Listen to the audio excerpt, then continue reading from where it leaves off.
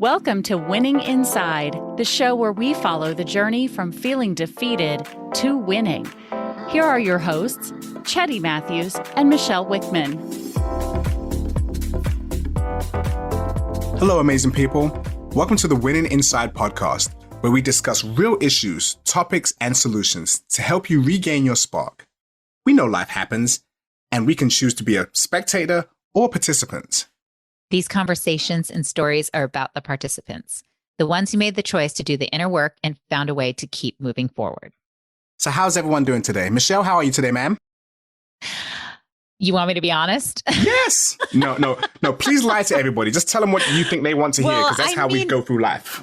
Okay. So to be fair, yes. How many times have you been asked, and maybe not you, but like in general in society, and somebody says, "Oh, how you doing? How you doing? You're like, "Oh, I'm great. I'm great. I'm fine. I'm great." Yeah. You sound like a chicken. I'm not sure what's happening. I'm fine. Oh, there it is. I'm good. I'm all right. Life is good. Life is grand. So never been better. Yeah. So I think what I'm trying to say is I don't want to necessarily lie to you, but it took me a moment because I was ready to say, I'm great, but I'm not. That's actually where we should be. Welcome to the space of reality. Dealing with life in the now. Hello. And that's why we're here. Really, we aren't expecting this podcast to ever be perfect, right? No. And we're not expecting us to come to the table as, idealistic and perfectly evolved human beings, because we don't believe that exists. And we believe that this is a constant evolution and that we are constantly in growth. And that is our goal, is to not stay the same. Absolutely. And that's part of why we're doing this podcast, is so that we aren't staying stagnant and we aren't staying the same. Yeah. And so my truthful answer is, I'm okay. Good. And I'm here. And you showed up anyway. But think about it. When we talk about winning and winning inside, that's what it means. It means showing up in spite of. It means being present even if. It means being here no matter what. So even though things are happening and you're dealing with things, and I'll just call them things because everyone's going through different items, things, issues, you're still here and you showed up. And that's great, because guess what? Today's a rough one for me too. It's been a rough week. It's been an emotionally charged week for, multiple reasons. So it's understandable that you're not 100% today, but you're still in the game. And that's what's awesome. And I think a lot of that has to do with your self-talk, which is what we're going to talk about today. Self-talk, that thing, that soft, still voice, that whisper that gets into our psyche, that gets into our heads and tells us if we can, if we cannot. It kind of is our counselor. Sometimes it's a qualified counselor and sometimes it's not. But that voice really does dictate and affect the course of our lives. So let's talk a little bit about self-talk. Yeah. So, what I'm most familiar with is something called the inner critic. I am intimately familiar with my inner critic. And when we talk about self-talk, and the reason why we want to make it more generalized conversation is that the inner critic is an element of self-talk, right? It's just one element. So there's the other side of the coin, which is this positive self-talk. And how do we create the space for that? And really not just creating the space for that, but how do we make it a comfortable space to reside, right? Yes. So when there's somebody like me, and I like to use me as an example because I'm most familiar with me. You're an expert in meism. Yeah. And I can relate to a lot of my clients, right? I understand where they're coming from when they come to the table with this conversation around negative self-talk and the things that really hold us back in life. And so again, you made a comment of, hey, you still showed up. And a lot of that had to do with self-talk. And really, I showed up in spite of my self-talk. Boom. More powerful. So you might call it more powerful. It's also very draining. Yes. And I love to acknowledge that in the people that I talk with. I want to acknowledge that with our listeners, that when you have negative self-talk and you still show up, and you still put forth the effort, I understand how drained you are. Yes. So that is where, self-care, which we'll talk about another time as well, is so important. But we want to talk about creating the foundation and creating the space for, positive self-talk and just self-talk in general. Yes. Self-talk, as you said, it can be the inner critic, it can be the inner cheerleader, it can be your inner judge, it can be your inner motivator, it can be your inner condemner, your executioner almost. And it really is all about how it's used and how you apply it. But one thing that's true about your self-talk, if you're saying it to yourself, your subconscious mind is believing it. So, and sometimes what happens, we can be misaligned in our message. We may say, I want this thing. You may have a desire that you talk about overtly with your conscious mind. I want to start my own business. Let's just throw that one out there. But yet internally, you're like, what do you know about business? You've never started a business. Who do you know who started a business? That's not real. That's not possible. And those thoughts that enter into your subconscious mind actually derail and throw you off a little bit. And it's sometimes we say things that actually go against the desire that we have with our conscious selves.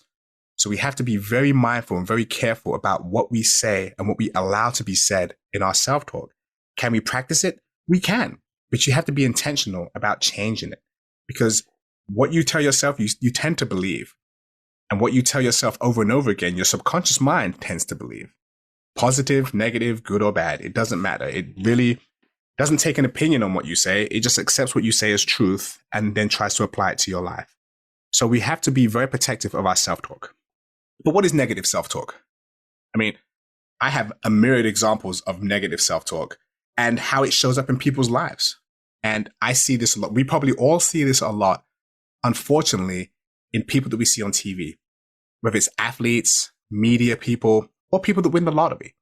People who have this massive elevation in their life status, fame, fortune, wealth, whatever it may be, but yet somehow they lose it all.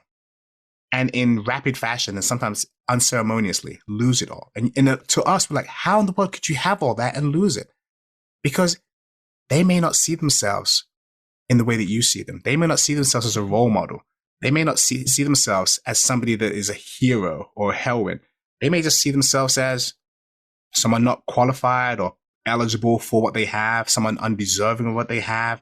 So therefore, in some ways, they almost sabotage it and go back to what they expect of themselves. Because you really can't outlive your self-image. You really can't outlive what you tell yourself. And what you tell yourself is what you become. So you bring up a really good point in this, is that there are subconscious elements to self-talk, which are grounded in beliefs, right? Yes. And then there's some conscious thoughts and conscious self-talk that transpires. And so we're talking about, you gave some examples of what were likely negative, unconscious belief systems that were so ingrained in who they were and how they perceive themselves, that despite the change in circumstances that arose in their lives, they essentially reverted back to what they knew and were familiar with in order to, and this is where our subconscious mind shows up, in order to keep ourselves safe, right? So when we begin to risk things, when we begin to try to put ourselves out there, you gave the example of entrepreneurs. Yes. I want to have a thriving multi-million-dollar business. And we know that what that's going to take is the significant amount of risk to our comfort, because we're going to have to invest in ourselves. We're going to have to really put ourselves out there, put our messaging out there. And we are opening ourselves up to judgment and criticism from other people. So prior to even doing that, in your brain, your subconscious mind, and your conscious mind in many ways is going to show up to protect you and say, don't do that. Who do you think you are? Exactly what you said. Yes. How do you think that people are going to perceive this? Why would you do something so silly? I can use all kinds of words that I normally use in real world life. Try to keep it a little PG. A little. So that being said, it's our inner critic is oftentimes there in many ways to protect ourselves. Right? Absolutely. It's set up to protect ourselves. But what's happening is that it's really holding us back from the unlimited potential that we possess as human beings. And we see it time and time again when people actually change their entire lives simply by shifting their belief systems. And the start of that is self-talk. Oh, that so is excited.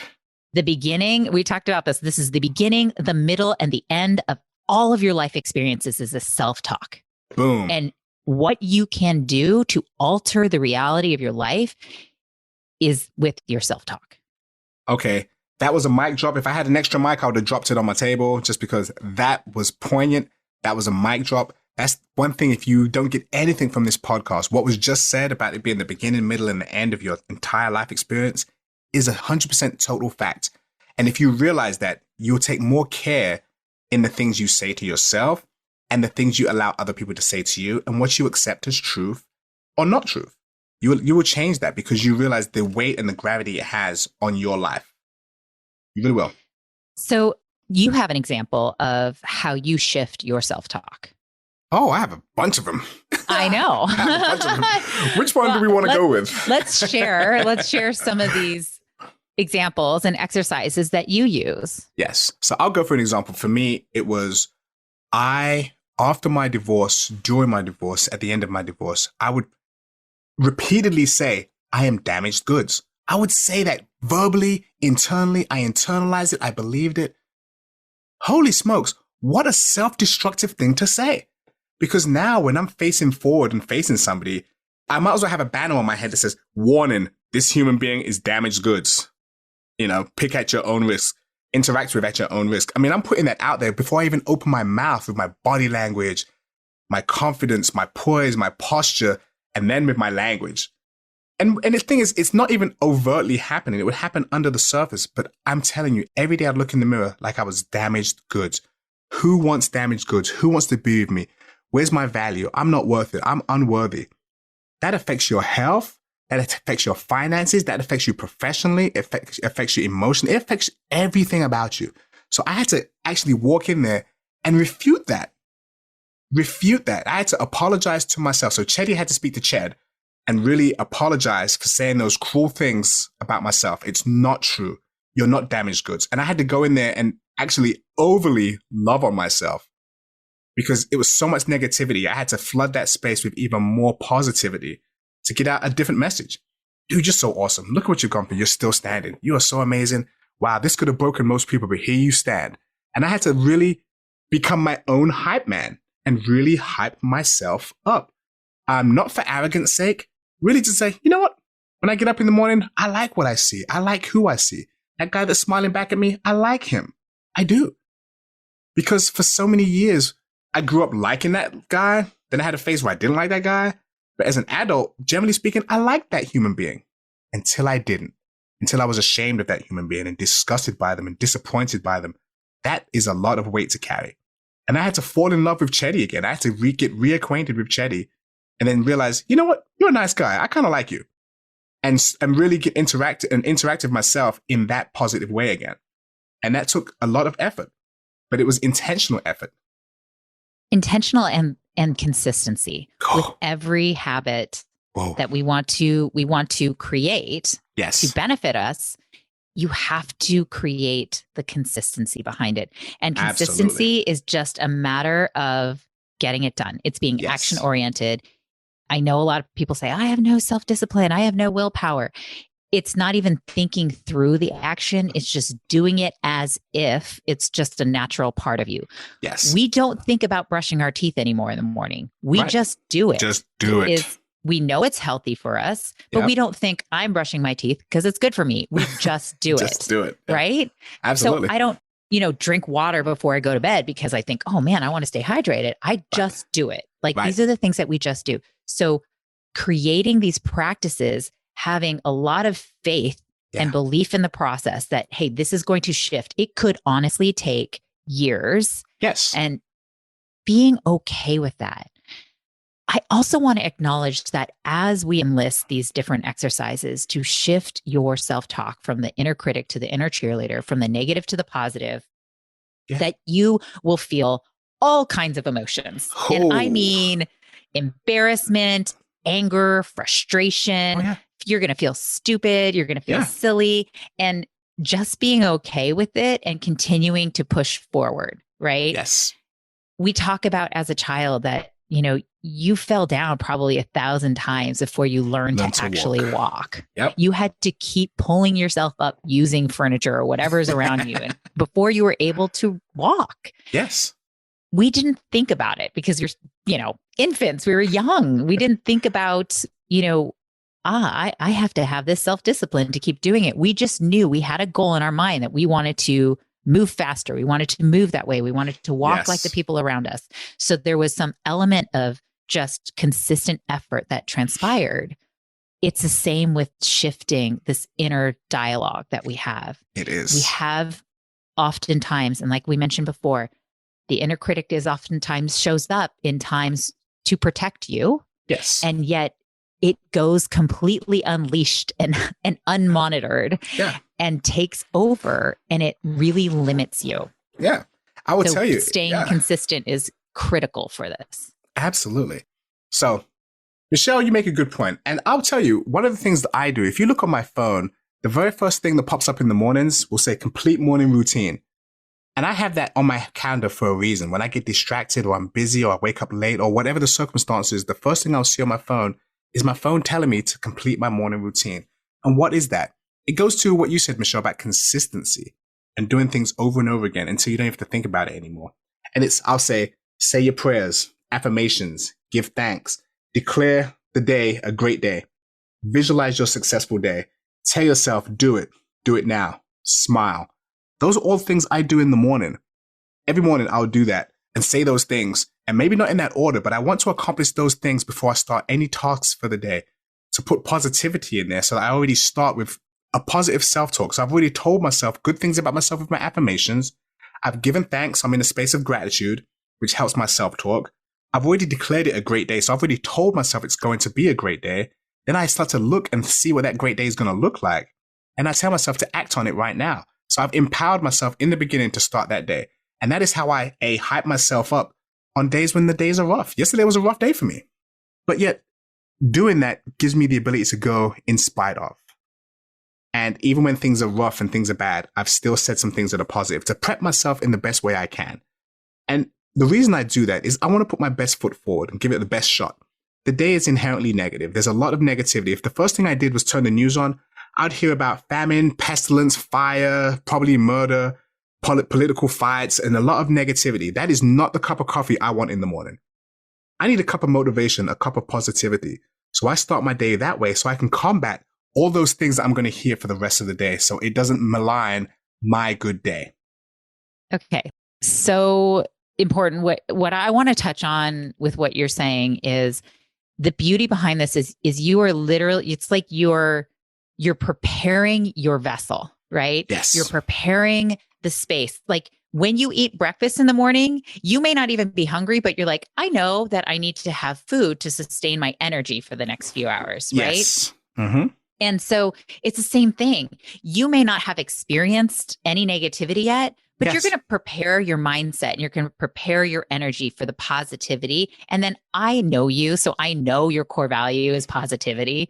And this is an embodiment of it, right? Yeah. You are preparing your vessel for positivity to put into the world. Yes. And that practice of consistent self-talk and expressions of gratitude to create the space for that is setting you up. And I think that's such an incredibly powerful exercise that the listeners can absolutely create and shift and change in their own way and make it true to them. Because here's the thing. I also want to touch on this idea of toxic positivity. Yes. Or almost gaslighting yourself into believing that something isn't what it is. Yes.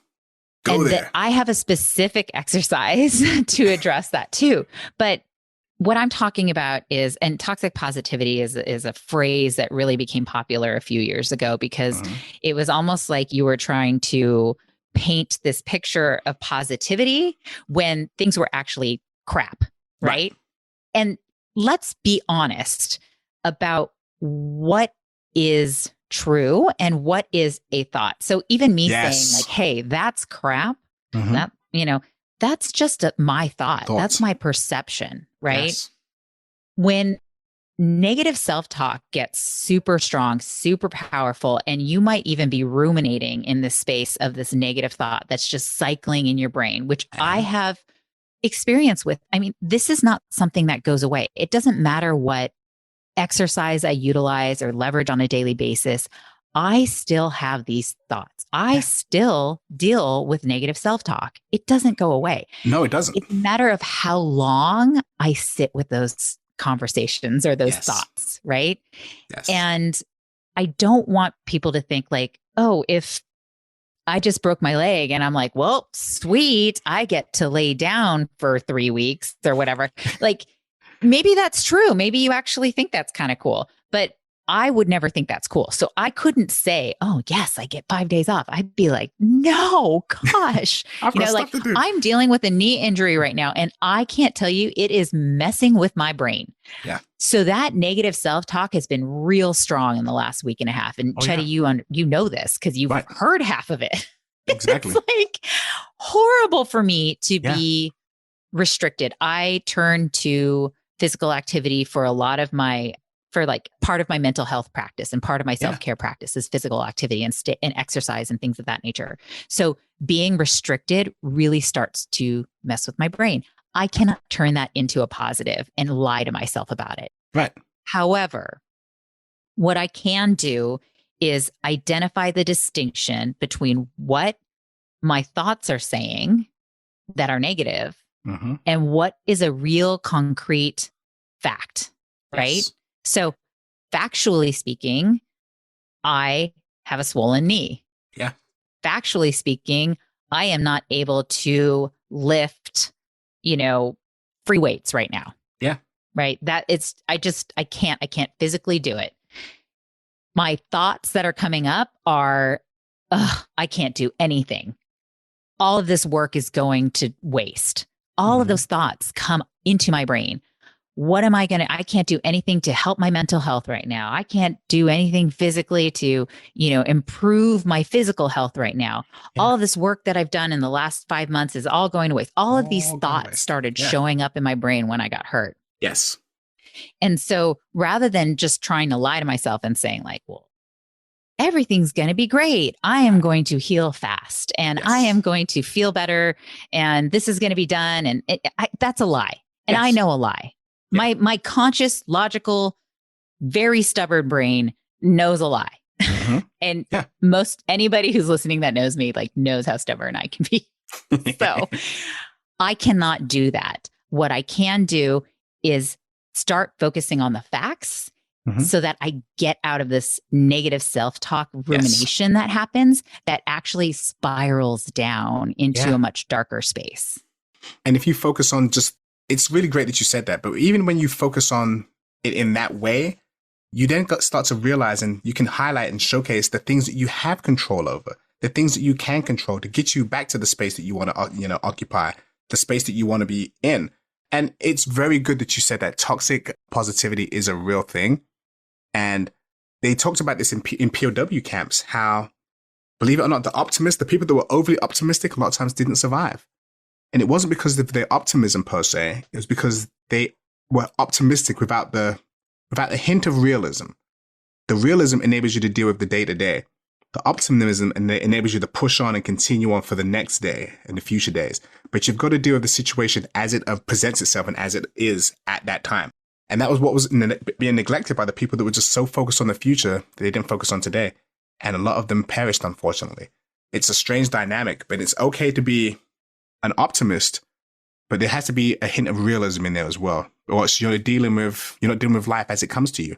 And right now, Michelle, you're dealing with your knee, as I'm dealing with my back, and it hurts. But you have a choice in that, to weigh yourself down and become consumed with the negative thoughts, or to take hold of it and realize what you can do. This is where I am. This is where I'm going to be for a little while. But if I do these things, I can reduce the pain. I can reduce the mobility. But these other things I can do nothing about. This just takes time. I have nothing. I can't speed up time. I just have to wait the time that it's going to take. But I can do these things in the interim. Or I can't lift free weights, but I can clap my hands. I don't know. You can do something else that's not going to damage your knee. I know for you, I know you're a high level, so I know there's not much you can do that you want to, but there are things you can do. And it just enables you to kind of continue going on and empowering yourself in the space that you're in. And we have to take that power back sometimes and not be crippled or consumed by the negativity that can really come in, and it can get really loud in this echo chamber in our mind when we focus on the negative too much. Because yeah, I totally agree. Yeah, I totally agree. And I think what's key in what you said there is that you can transition the negative to the positive. So, absolutely. And part of that transition is acknowledging what is fact and what is thought.